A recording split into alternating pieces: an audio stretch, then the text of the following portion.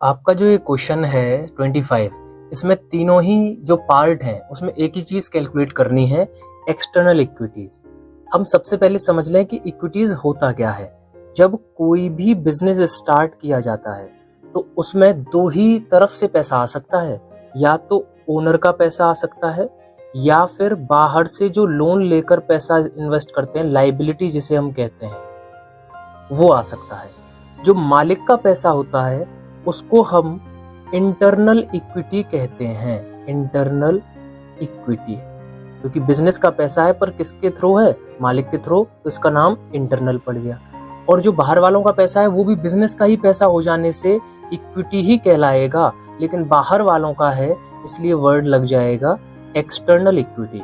तो कुल मिलाकर इस पूरे के पूरे क्वेश्चन में आपसे जो चीज पूछी गई है वो है लाइबिलिटी का अमाउंट। आपको लाइबिलिटीज कैलकुलेट करनी है और नॉर्मल फॉर्मूला आपको पता है, assets is equals to liability plus capital. ये आपका नॉर्मल फॉर्मूला है, इसे मैं और एक बार लिख दूंगा। इसे अब हम सॉल्व करते हैं, ठीक है।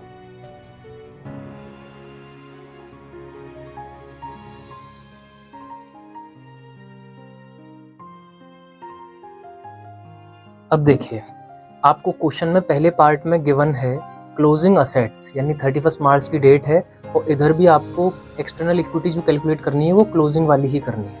तो क्लोजिंग असेट्स आपको गिवन है, यानी कि ये आपको गिवन है। क्लोजिंग कैपिटल आपको ये गिवन है, तो आप क्लोजिंग लाइबिलिटी आराम से कैलकुलेट कर लोगे। तो क्या होगा, असेट्स में आ जाएगा 15 लाख और कैपिटल में आ जाएगा 10,50,000। तो आपका आंसर लाइबिलिटीज का हो गया 4,50,000। ठीक है, यह आपका सॉल्यूशन हो गया पहले पार्ट का। अब दूसरा पार्ट अगर हम देखें, लिख लेते हैं दूसरे पार्ट को।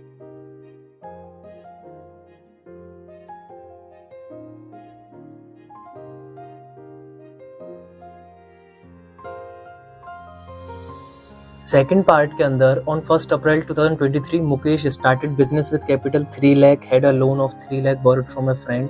ये इन्फॉर्मेशन दी हुई है, तो मैंने यहाँ शॉर्ट में गिवन इन्फॉर्मेशन लिख ली। आपको गिवन है opening capital 3 lakh, liability 3 lakh, profit 1,50,000 और क्लोजिंग असेट्स 15 लाख। कैलकुलेट हमें वही सेम चीज, एक्सटर्नल इक्विटी यानी कि एक्सटर्नल लाइबिलिटी, ये हमें कैलकुलेट करना है। तो सबसे पहला सवाल आएगा कि एक्सटर्नल लाइबिलिटी ये दी तो हुई है, तो यही आंसर हो गया।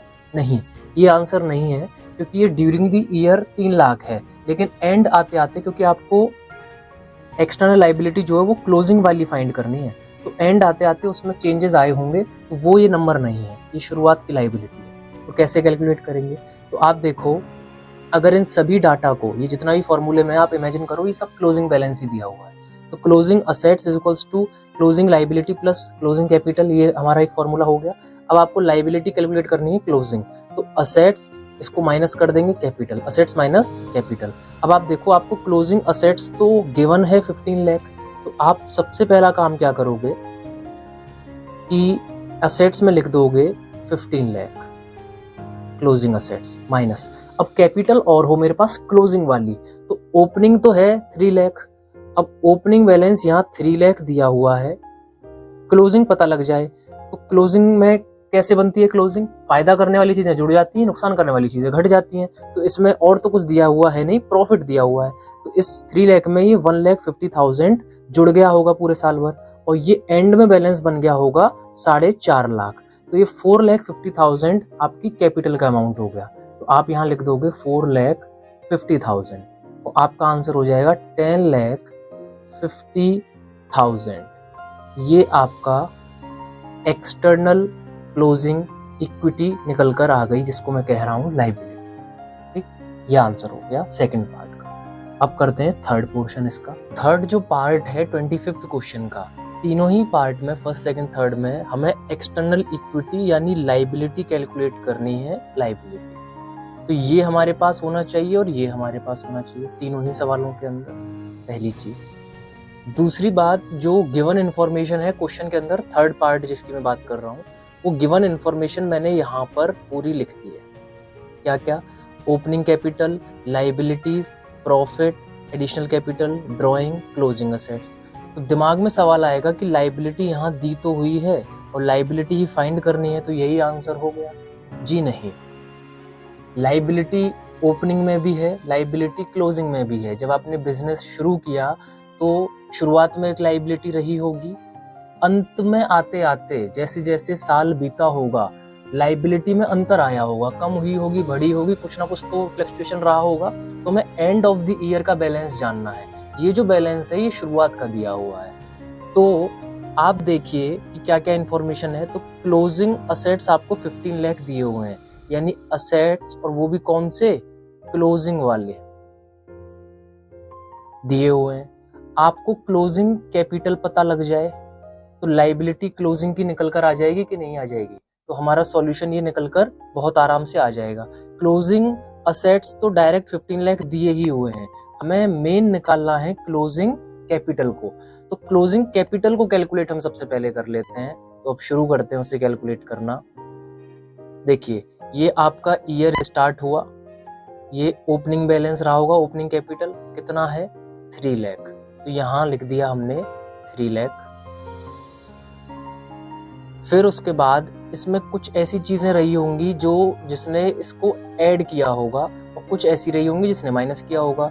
ऐड किया होगा कैपिटल को, मेरे पास शुरुआत में 3 लाख का बैलेंस था, मैंने एडिशनल कैपिटल कर दी 1,80,000, यानी इसमें 1,80,000 और जोड़ दिया।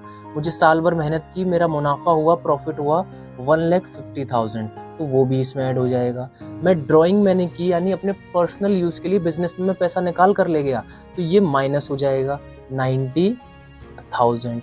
इस सब को कैलकुलेट कर कर जो बैलेंस यहाँ निकल कर आएगा वो आपका क्लोजिंग कैपिटल का बैलेंस निकल कर आएगा। ठीक, तो इसे आप कैलकुलेट कर लीजिए। 1,00,000, 2, 5, 6,30,000, 6,30,000 में से 90 गए तो 5,40,000 ये आ गया।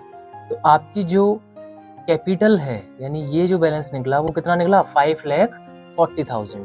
तो हम यहाँ लिख देंगे closing capital is equals to, मैं इसको थोड़ा दूसरे उसमें में लिखता हूँ, क्लोजिंग कैपिटल ₹5,40,000 जो हमने कैलकुलेट किया। ठीक, आपको दिया हुआ है क्लोजिंग असेट्स यहाँ पर 15 लाख, तो आप क्लोजिंग लाइबिलिटी निकाल लोगे। तो क्लोजिंग लाइबिलिटी ये निकालनी है, तो closing assets minus closing capital. Closing assets कितने दिए हुए हैं, 15 lakh, 15 lakh minus closing capital कितनी निकाली, 5,40,000। इसमें से इसको माइनस कर दो, कितना बचा, 9,60,000। यही आपका आंसर हो गया, 9,60,000 एक्सटर्नल इक्विटी यानी लाइबिलिटीज। ठीक है, चलिए।